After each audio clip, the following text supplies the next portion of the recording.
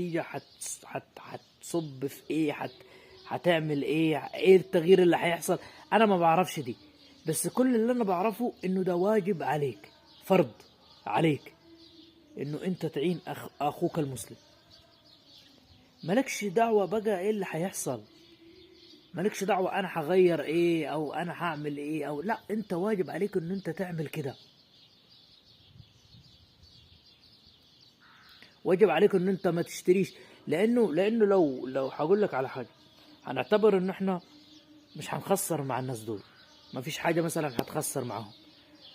يا اخي اعتبر انه انت ما اكلتش من حاجة اولا هتنزل جوفك فيها دم اخواتنا الفلسطينيين، فيها منفعة للصهاينة وتصب لمصلحتهم بان هم